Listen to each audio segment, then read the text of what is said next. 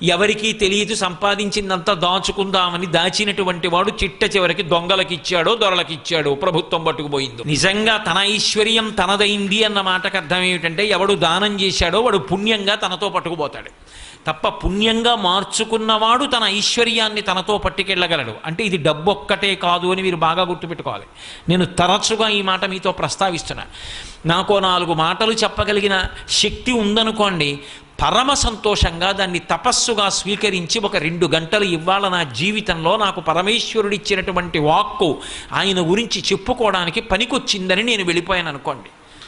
అది నేను నాకు పరమేశ్వరుడిచ్చిన శక్తిని పుణ్యంగా మార్చుకున్నాను. ఈశ్వరుడు నాకు కొంత డబ్బు ఇచ్చాడు, ఓ దేవాలయం కట్టారు. ఇప్పుడు మీ డబ్బుని పుణ్యంగా మార్చుకున్నారు.